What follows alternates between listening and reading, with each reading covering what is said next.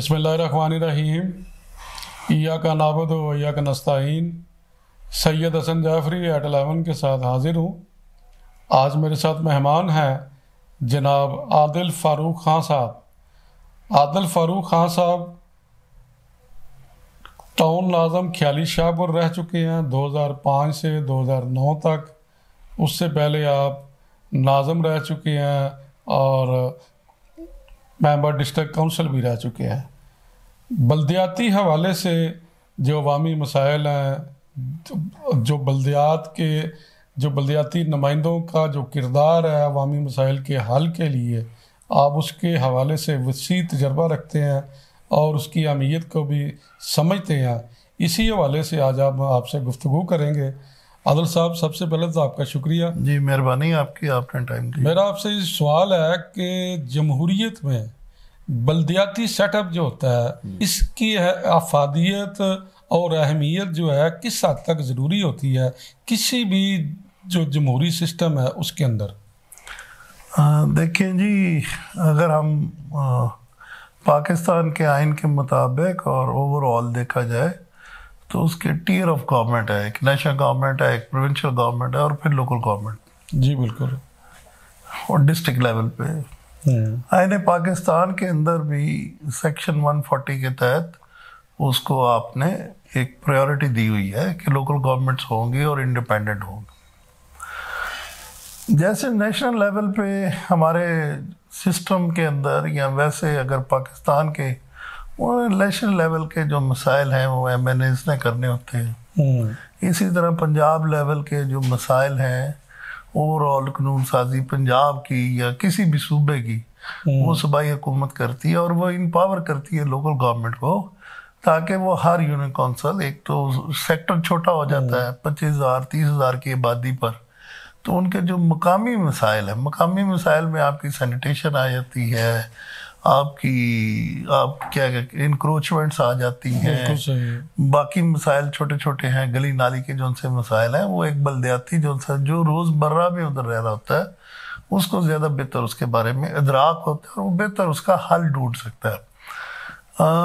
अगर हम बदकिस्मती से अगर मैं ऑनेस्टली बात करूं तो हमारे कोई जमहूरी रवैया है ही नहीं। और हमारे MNA MPs मैं समझता हूँ कि बदकिस्मती है। जैसे हम 2005 से 2009 रहे और उससे पहले 2002 से 2005 तक ये अदारे रहे फिर टूट गए। फिर 2015 में इलेक्शंस हुए, फिर नई हुकूमत आई 2017 में, फिर नई हुकूमत आई, फिर अदारे टूट गए और आज तक पंजाब में दोबारा बल्दियात आई नहीं। अभी भी जो रिसेंटली हुकूमत आई है उसका साफ सुथरा प्रोग्राम कह लें, कोई ये रमज़ान का प्रोग्राम कह लें, ये अगर बल्दियाती अदारे हों तो ये लोकल लेवल पे ये मसाइल वैसे ही हल हो रहे होते। और अगर गवर्नमेंट ऑफ पंजाब चाह रही होती कि यार ये वाकई हकीकतन हो, क्योंकि सफाई का मैं ये समझता हूँ साफ़ सुथरा पंजाब हो, साफ़ सुथरा प्रोग्राम हो, ये वन डे का गेम तो नहीं है, ये तो एक मुसलसल तसलसल की बात है। उसके हवाले से एक दफ़ा आप कूड़ा उठा लेंगे तो क्या अगली दफ़ा गिरना नहीं है? उसको कौन उठाएगा?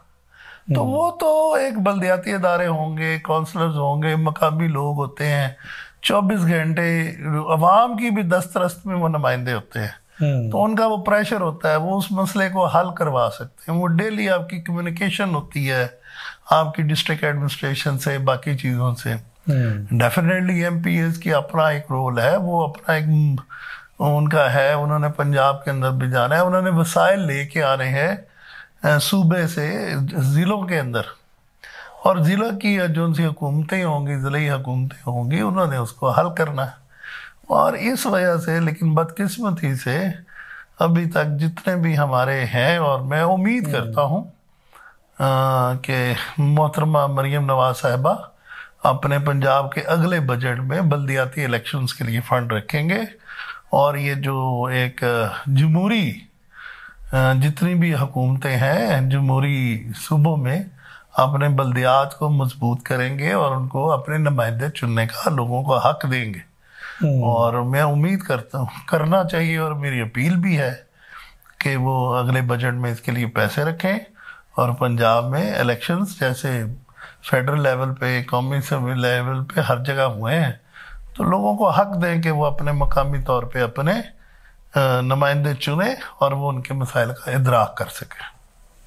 आदिल साहब, जो मुंतखब हुकूमतें होती हैं, सूबाई या कौमी हुकूमतें, और जो नुमाइंदे मुंतखब होकर इन असम्बलियों में जाते हैं, ऐसे क्या खदशात होते हैं, उनको क्या खौफ होता है कि जो जब वो असम्बली में पहुंचते हैं या पार्लियामेंट में जाते हैं तो वो बलदियाती अदारों की बहाली के हवाले से कोई कानून साजी जो होती है उसमें कोई किसी तरह का रद्द-ए-अमल जाहिर नहीं करते, किसी तरह की दिलचस्पी नहीं लेते, इसकी वजूहात क्या होती हैं?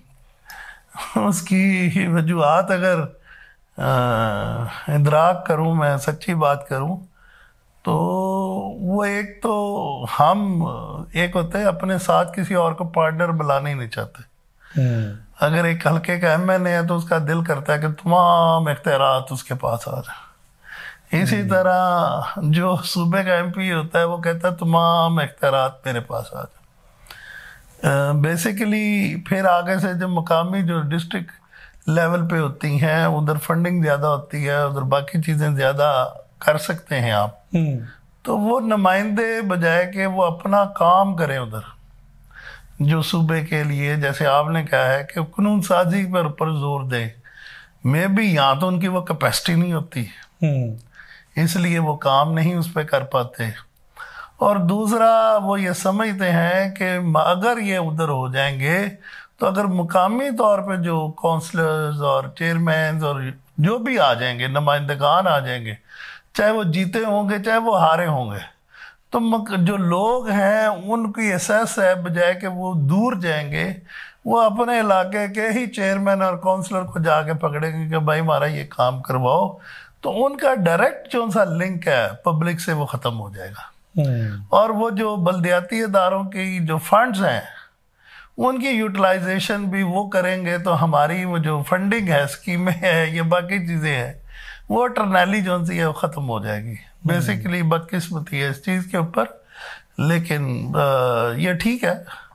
मैं अब इसमें बोले कि बहुत सारी असल वजूहात ये है कि हम जमहूरी अपने को आप कहते तो ज़रूर है, लेकिन हमारे जमहूरी रवैये हैं नहीं, ये बदकिस्मती है। मैं ये समझता हूँ हम किसी की तनकीद सुनना पसंद नहीं करते, किसी की बात करना पसंद नहीं करते। अगर किसी को आप कहेंगे भी तो वो आप पर ही तनकीद करने शुरू कर देते हैं कि आप क्या हो। और मैं ये समझता हूँ कि बलदियाती अदारे आएंगे तो इस मुल्क के अंदर बहुत सारे मसाइल जो उनसे हैं छोटे छोटे, वो आप उनको कर सकते हैं, उनको मजबूत करना चाहिए। जमहूरियत हर एक को अपना रोल प्ले करना चाहिए। जो बल्दियात का काम है बल्दियात करें, जो एमपीएस का काम है एमपी करें, जो एमएनए का काम है एमएनए करें। इसलिए तो वो टूट रहे हैं। और फिर वो उसी के आइन के अंदर 2002 में लोकल गवर्नमेंट सिस्टम जनाब मुशर्रफ साहब लाए, वो अपने हिसाब से थे। 2005 में और चेंज आई। 2008 में जब मियाँ शहबाज शरीफ साहब आए तो इन्होंने उन बल्दियात को रहे ज़रूर लेकिन टाइट कर दिया। नहीं जी, वो एमएनए एमपीएस भी स्कीमें देंगे। मैंने डिस्ट्रिक्ट गुजरांवाला के हवाले से काफ़ी रेजिस्टेंस थी, तो मैंने ही उस वक्त कहा कि कोई बात नहीं, स्कीमें तो चलो लोगों की है, हम क्यों फंड्स रोके। तो उस वक्त उन्होंने कहा जी 60% एमएनए एमपीएस को दे और 40% बल्दियात को दे। तो हमने कहा चले ठीक है, वो भी तो उन्होंने इसी शहर के इसी इलाके की स्कीमें देनी है, कोई बाहर की तो देनी नहीं है। तो ये मैं ये समझता हूँ। उसके बाद फिर बल्दियात रहा ही नहीं। फिर जब बल्दियात के इलेक्शंस आए और बदकिस्मती से हो गए और जिस तरह के भी हो गए, चले ठीक है, बहुत अच्छी बात। लेकिन बदकिस्मती से जब पीटीआई की हुकूमत आई तो जो भी जमहूरी हुकूमत आती है वो सबसे पहले बल्दियात को ज़िबा कर देती है कि नहीं जी हम अपने ही लेके आएंगे। और फिर वो कहेंगे जी हम इसको बेहतर करना चाहते हैं। इख्तियारात मैं कहता हूँ जो इस वक्त भी बल्दियात सिस्टम है, जो भी इख्तियारात है, कैपेसिटी है, वो ही काम कर लें। जो कोई करना चाहता है करे काम, इसमें कौन सी कोई बुरी बात है। उस पर चला लें, एक सिस्टम चलेगा। जैसी भी है 2002 से ऑनवर्ड आज तक हर असम्बली 5 साल चली है। 2024 ये ज़रा साल का एक गैप आ गया, किसी वजह से भी आ गया, लेकिन चले फिर भी इलेक्शंस हो गए। तो बल्दियात के तो इस तरह का सिस्टम भी नहीं चला, तो आप कैसे, एक सिस्टम भी नहीं चलेगा तो कैसे आप असेस करेंगे? तो ठीक है, कभी अच्छे लोग आते हैं, कभी बुरे लोग आते हैं, लोगों को अपनी राय देने का ज़रूर इख्तियार होना चाहिए। अच्छा आदिल साहब, ये बताइए कि 2001 से जब बल्दियाती सेटअप में शहर को 4 हिस्सों में, 2005 में जब आप टाउन नाज़म ख्याली साहब और रह चुके हैं, उस वक्त 4 हिस्सों में तकसीम किया गया था जी। फिर बाद में उसका दोबारा से नौ तब्दीली की गई और मेयर वगैरह का सिस्टम के तहत किया गया। तो आप क्या समझते हैं, वो जो पहले वाला सिस्टम ही बेहतर था शहर के लिए, या जैसी भाई जो उसके बाद में जो तरमीम की गई वो बेहतर थी? हाँ, मैं ये समझता हूँ हर सिस्टम का अपने हालात वाक़यात होते हैं। गुजरांवाला शहर के हवाले से 2001-2005 में जब हम टाउन नाज़म थे और सिटी डिस्ट्रिक्ट गवर्नमेंट्स थी, तो बहुत सारे आहिस्ता आहिस्ता चीज़ें ठीक हो रही थीं। शुरू में तो बहुत ज़्यादा कॉरपोरेशन के हवाले से गुजरांवाला कॉरपोरेशन के जितनी भी मदर TMA डिक्लेयर की गई, उसके बकाया जात बाकी चीज़ें सिस्टम्स को ठीक करने के लिए कॉरपोरेशन, चाहे वो मैं टाउन, लेकिन ख्याली टाउन तमाम के मामलात भी देखता था, डिस्ट्रिक्ट लेवल पे भी देखते थे, डिस्ट्रिक्ट में फिर रूप टाउन था। तो इशू जो उनसे अगर हम देखा जाए तो उसमें मसाइल और थे। मैं अब भी, मेरा बिलीव ये है, जो 2000 आप बात कर रहे हैं, मेयर सिस्टम भी आया और नाम चेंज आया पहले, तो अब भी अगर हम देखा जाए तो 2 बल्दियात जो उनसे आखिरी हुआ उसमें शहर की 72 UCs हो गई और जो उनसी पहले थी 64 UCs थी।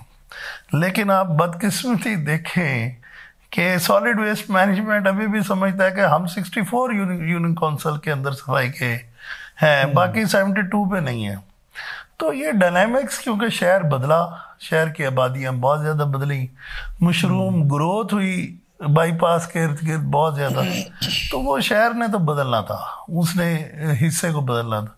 लेकिन अभी भी सॉलिड वेस्ट वालों को कहोगे जी बाहर करोगे तो वो कहते हैं जी हमारा तो ये है ही नहीं है, कॉरपोरेशन वालों की सफाई चैप्टर ही नहीं है। तो हम ये जो सी 9 यूनियन काउंसिल है, इस वक्त नो मैंस लैंड है, इस बात को बहुत दफ़ा उठाया गया, लेकिन कोई इस चीज़ की परवाह नहीं करता। एक मैं फिर वही बात करता हूँ, इख्तियारात सिस्टम क्या होगा, सिस्टम तो कोई हो ना। इस वक्त तो जिधर मेरी मर्जी है उस तरह के विषय को काम कर लेता हूँ, जिधर मेरी मर्जी नहीं है वो मैं बिल्कुल ही नहीं करता। जो लोकल बॉडी सिस्टम 2002 था उसमें ये क्लैरिटी के साथ ये बात लिखी गई थी कि every service you provided you charge it. उसके ऊपर फिर टैक्सेशन होनी थी।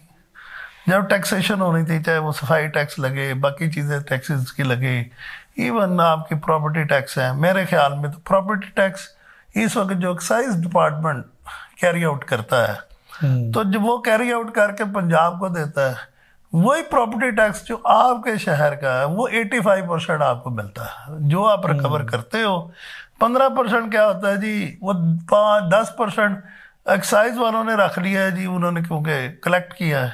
5% जी वो फाइनेंस डिपार्टमेंट ने अपने सर्विस चार्जेस रख लिए, और 85% मेरे ख्याल में वो प्रॉपर्टी टैक्स अगर वो डिस्ट्रिक्ट्स का है और वो इसी सर्विसेज के लिए है तो उसकी कलेक्शंस भी इधर होनी चाहिए, ताकि अगर वो कम कलेक्ट होगा तो डेफिनेटली आप रिस्पॉन्सिबल हो। यहाँ आप अपनी सोर्सेज बढ़ाओगे, अपने पैरों पे चलोगे तो ठीक है। अभी भी आपका शहर, अगर गुजरांवाला शहर के हवाले से मैं देखूं तो वासा वाले हैं, कुछ लोग जो उनसे हैं वो 40 रुपए पहले महाना था, 33 साल के बाद उसको रिवाइज उन्होंने किया है, और वो पंजाब गवर्नमेंट ने की कैबिनेट से उन्होंने रिवाइज करवाया। तो कितनी बदकिस्मती की बात है कि वो अथॉरिटी इधर है, काम इधर है। आप अपने माहौल के हिसाब से आप बजट बनाते हो कि पंजाब वालों ने इसमें क्या बजट बनाना है। आप उसको 80 रुपीज़ पर रेजिडेंस किया, वो कहते हैं पैसे नहीं कलेक्ट होते, करते नहीं हैं। उनकी भी बहुत सारे मसाइल हैं। तो वो जब बल्दियात होंगे उसके ऊपर डिबेट होगी तो बेहतर काम किया जाएगा। हमारे दौर में मैं समझता हूँ कि बहुत सारी चीज़ें हमने अपने तौर पर एडमिनिस्ट्रेटिवली एफर्ट्स की, बेहतर भी की। सॉलिड वेस्ट के हवाले से हमारा जो सिस्टम था, मैं तो उस वक्त भी बड़ा एग्री करता था कि इसको प्राइवेटाइज कर दो ताकि उसके आप रिजल्ट्स देखें। हमारा टीएम में ख्याली था तो 26 यूनियन काउंसिलें थी, तो 4 ट्रैक्टर ट्रॉलीज थी। अगर मैं विद इन सिटी लिमिट्स उस वक्त 13 यूनियन काउंसिलें थी, तो 13 की अगर एवरेज आबादी बस 20,000 या 25,000 भी लगा लो तो 2.5 लाख आबादी के ऊपर 4 ट्रैक्टर ट्रॉलीज थी। तो उसने क्या सफाई कर लेनी थी, जाहिर बात है। तो उसके लिए रिसोर्सेज जनरेट होना, फिर उसकी परमिशंस के लिए पंजाब हुकूमत को लिखो, उनसे आप परमिशन, आपने एक पेंसिल भी खरीदनी है तो पहले गवर्नमेंट से परमिशन लो जी हम परचेज कर सकते हैं, नहीं कर सकते हैं, क्या कर सकते हैं। इसलिए वो 140 ये जो MKM भी कहती है मालियाती इंडिपेंडेंसी दी जाए आइन के मुताबिक, तो वो उसके अंदर है लेकिन उस पर अमल नहीं है। लेकिन इवन देन इट्स कोई बुरी बात नहीं है, तो ठीक है अडल्ट है अगर, लेकिन एक सिस्टम चलेगा तो चीज़ें चलती जाएंगी। अगर वो सिस्टम ही नहीं चलेगा तो वो ठीक कैसे होगा। जब एक चीज़ चलेगी तो उसमें लाजिम बात है फंक्शनिंग में प्रॉब्लम्स तो आती हैं, टाइम टू टाइम तो चेंज हो सकता है, कोई ऐसी बात नहीं है। वो स्ट्रगल के ऊपर है, स्टडी के ऊपर है। हर ज़िले के अपने मसाइल हैं, सियालकोट के अपने होंगे, गुजरांवाला के अपने होंगे, बाकी चीज़ों के अपने होंगे। अब जैसे आपको एक छोटी सी मैं मिसाल देते तो यहाँ पे ख्याली बाईपास है, इसके ब्रिज के साइडों पे जब का वो ब्रिज बना है पीपल्स पार्टी के पहले दौर, दोनों साइडों पे उसके एजेस नहीं बनी, ठीक है जी, वो एजेस आज तक नहीं बनी, 10 दफा हो गया, वो नो मैंस लैंड है। हाईवे पंजाब हाईवे ले इसके पास जाओगे वो कहेंगे ओहो ये तो NHA की सड़क है, NHA वाले कहेंगे ये शहर के अंदर आ गई हुई है। तो ये 7-8 सालों में 10 सालों में हमें यही नहीं पता चला कि जनाब वो है किसकी।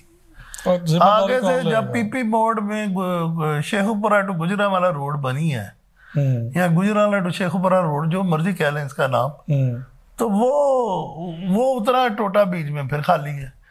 शहर के अंदर जी कॉरपोरेशन के अंदर वो बन गई है, वो नहीं बनी आज तक।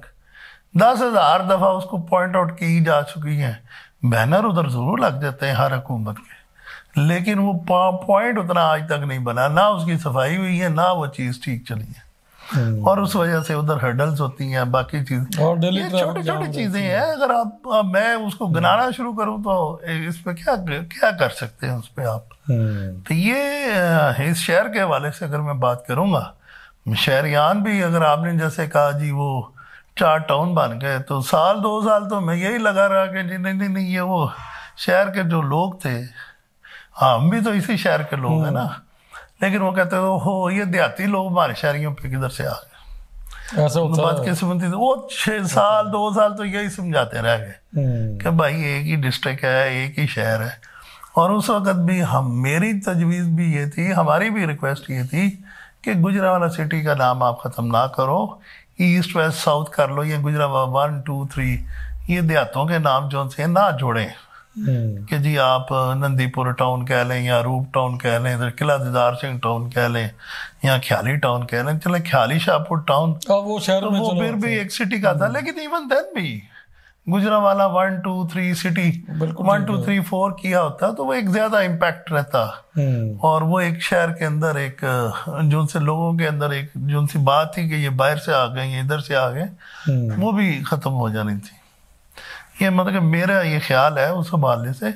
लेकिन अगर एक भी मेयरशिप हो, 64 यूसीज हैं, वो 2 मेयर्स हैं नीचे हैं, वो तो ये जितनी भी है एडमिनिस्ट्रेटिव है, इसका मसाइल हल करने से कोई ताल्लुक नहीं है। अगर नीचे यूनियन काउंसिल्स मजबूत हो या बाकी चीज़ें मजबूत हो, एक चीज़ चले या उसको फिनिश कर लें या कर लें, तो वो कोई नहीं है। उसमें भी काफ़ी ओवरलैपिंग भी थी यूनियन काउंसिल लेवल पे। अभी तो वो लोकल बॉडीज जो उनसी 2002 की थी, उसके अंदर तो विलेज नेबरहुड काउंसिल्स भी थी। देहातों में विलेज काउंसिल्स बनेंगी और शहरों में नेबरहुड काउंसिल थी, हर बंदा ही प्रधानमंत्री था। वो भी चीज़ अच्छी नहीं होती मेरे ख्याल में, रवैये के मुताबिक चलना चाहिए। जी नाज़रीन, आपने आदिल फ़ारूक खान साहब की गुफ्तगू सुने। आदिल फ़ारूक साहब ने बल्दियाती सेटअप की अहमियत के हवाले से बड़ी ठोस और मुदल्लल गुफ्तगू की है। आपकी राय का इंतज़ार रहेगा। इजाज़त दीजिए। अल्लाह हाफ़िज़।